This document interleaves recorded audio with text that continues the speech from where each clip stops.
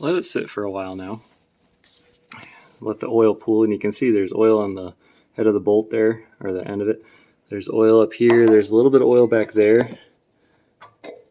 But the thing that matters is this is the highest point here. Actually, this is. And so everything would be coming out of here, run down here, run back there. It's slightly slanted so that it would all run to the back there. So I'm thinking it's coming out of this bolt and it's coming out of this gasket. Everything else is clean. You follow it up. I mean, everything, there's no oil anywhere else except right there is where it starts. And then what happens is it runs down, runs back here just a little bit and gets that all dirty. But more importantly, it runs down on this exhaust. And then what happens is I start it and it gets all smoky. Almost positive the leak was coming from this valve cover, so I started taking the bolts off, and then this one snapped. And it's also holding the cover up, the head of the bolt here. But yeah, it's holding the cover up. I can't take it off. You can see it. The plastic moves everywhere except for right there. Sprayed some lubricant in there trying to get loose, prying at it with a screwdriver here and trying not to mar up the surface, and also trying not to break the cover. But yeah, it doesn't want to come loose, so I'm going to give this time to sit, put some more penetrating fluid in there and see if it gets loose. Otherwise, I have to come up with a new plan. Got it loose a little bit, been working it back and forth. You can see the bottom part here now turns a little bit with it. Basically, I just put my hand on it and went back and forth really quickly, just little movements. That kind of takes a chance of not cracking the plastic down here, but it also kind of just vibrates a little bit, and that's what happened is it started working that loose. And then hopefully I can just work it off now. I'll just shoot it as I pull. We'll see here.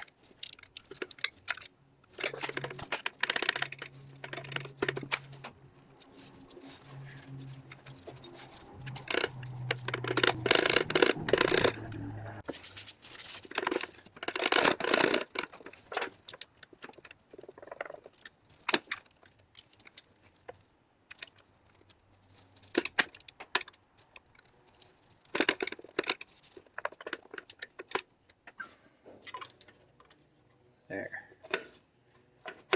Now it's working its way off. There we go. You can see this is the bolt that was hanging everything up. Really rusty, and along with the corrosion around the bottom here and here, it kind of looks like maybe some water sat around in here in the lip a little bit and started corroding everything and rusting that one bolt. But what I think was happening here is my oil leak was caused by this gasket right here. It's pinched flat and it's permanently like that, whereas if you look at other parts like over here, it looks like there's still a nice dome or ridge line to the gasket. Hard to get that to focus. There's a slight ridge on it. It's hard to see in the camera. Whereas on this side, I think it's pretty much flat. It's deformed. And that's where my leak was coming from. So I'll get a new one of these gaskets. I'll put it on there and then see if that fixes it, really. Actually, you know what I might do is just use some RTV, just a really thin bead of RTV in here and go around. Then I know it's really not going to leak again for quite some time. Also gives me a faster turnaround, and I can put this back together right away instead of having to wait for an ordered new gasket, because this is a special one for this engine. I'm sure whatever the it's a Kawasaki FD590, so probably just order one for that. But then I don't have to wait. If I use RTV, I can get it back together and use it again. So before I put everything back together, of course, I need to get this bolt out. One of the things I like to try is just use a vice grips. This is a small one. Put it on here as tight as you can, and then see if you can just turn it. You know, sometimes it gets hung up because it was stuck in the metal housing of this thing. You can see how rusty that was. Sometimes it's just stuck up in that, and that's why it broke. And then other times it's, you know, just fine in the housing itself. But we'll see if we can get it to turn. If we can't, I'll try trick number 2, which it does not look like it wants to. Just eating the threads is all I'm doing here.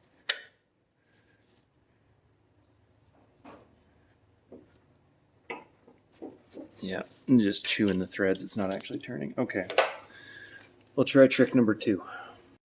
Trick number 2 is basically you're just going to make 2 flat spots using a file.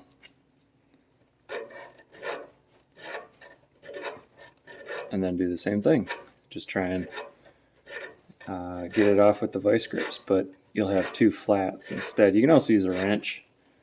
I found the wrenches usually just kind of round things out, so it's better to just keep using the vice grips. And being careful here, I don't want to scratch the mating surface of the head or the cover, and also I don't want to nick these springs because then it might ruin the integrity of them, and if they're running, getting close to breaking, you don't want it to break while you're using it, and you'll know right away if it does. But if I can help it, I'd like to not do that.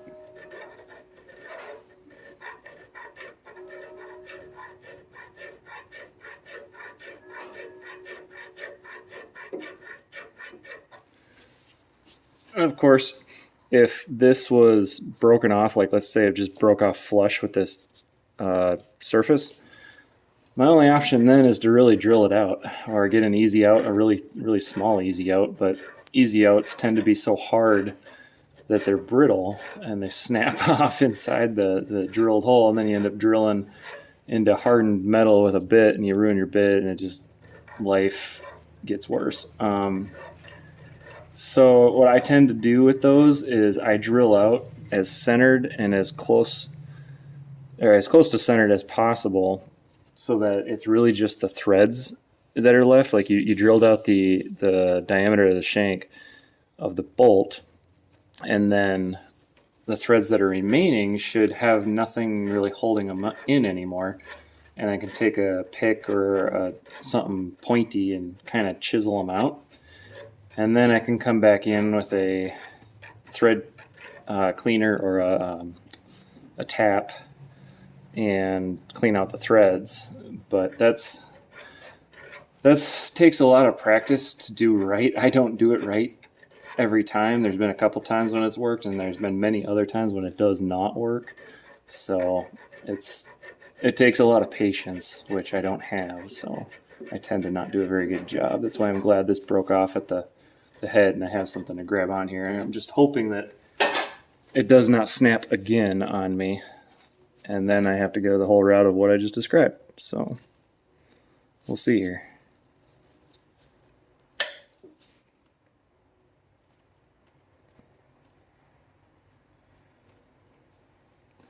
And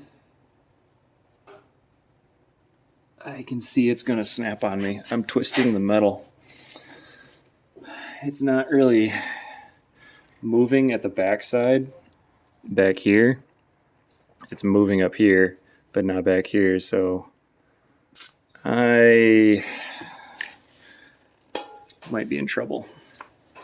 This is how a quick, like 15-minute job ends up becoming a couple hours. Is crap like this.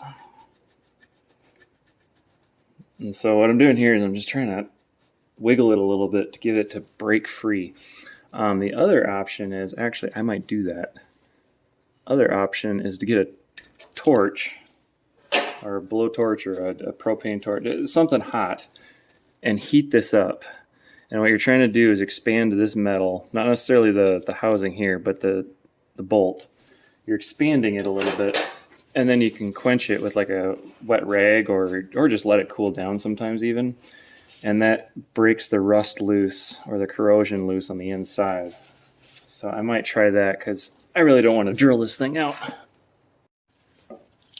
It's got a little heat shield here. Just hold it like this while I'm trying to heat that up. Mainly I'm trying to not heat up this spring to prevent that from getting tempered weird.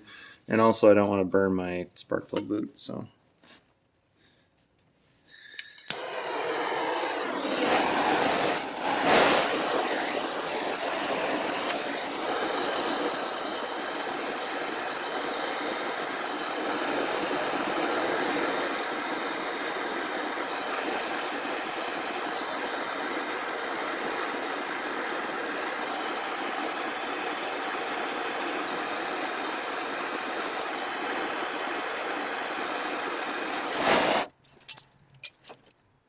I'm going to take this shot while it's still hot instead of quenching it. Around 2, I'll quench it if I get around 2. Alright, let's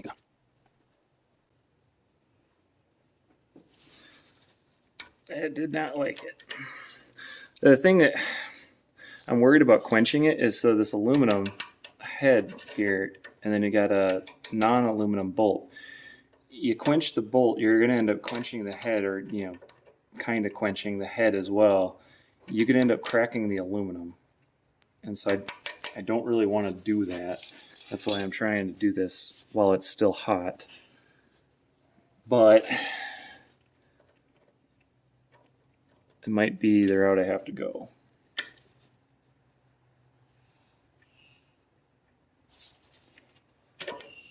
I could also try and get right on next to it, see if that'll...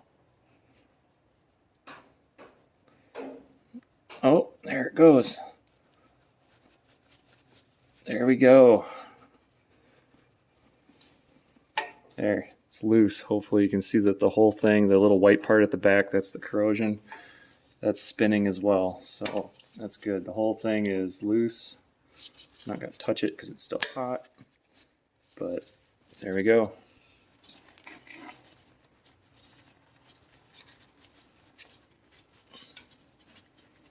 So yeah, just a little bit of heat, wiggling it back and forth, getting some flat spots to make sure that the vice grips has a good spot to bite on, and then there we are. Comes out. Now I can just get new ones, put some RTV on there, and put it back together. And as always, the assembly or installation is reverse of disassembly or removal. So we'll put this back, which really is just putting it back on like that and putting the 4 bolts on, but I'll get a new gasket or RTV for this and should be good to go. I shouldn't have any more leaks. So I'm ready to put this back together. I was going to do the RTV thing that I mentioned before. Just use some this. This is leftover stuff I had from doing the top end on my truck. So it's good for 500 degrees, plenty hot enough for this. I cleaned up this. This is all nice and clean. I cleaned out this hole that the rust was in. And yeah, I'll basically squeeze RTV up in here and then kind of smooth it out with my finger so that there's a bead that just kind of sits above that ridge, the little valley where the normal gasket goes. I'm going to clean up this surface really well. And then what I'll do is I'll let it skin over on the valve cover, then put the valve cover on with the bolts and kind of just get some contact so it sits there, and then come back in like a couple hours and actually tighten it down. That's normally what you do with RTV. It should work pretty well. I'm not too worried about it leaking after that, and then I'll do the other side when that starts leaking. I also picked up some new bolts here. These are almost identical to the originals with the exception that the head is smaller, but they have the same size flange. So it'll still cover the same surface area on the valve cover itself, but it just has a different bolt size. So I got 4 more new of these ones. They're the same length, same thread size, same everything. And in case you're wondering, that's the size they are, 6mm, 1-inch pitch by 25mm in length. Just trying to get all the corrosion on this other crud, maybe it's plenty.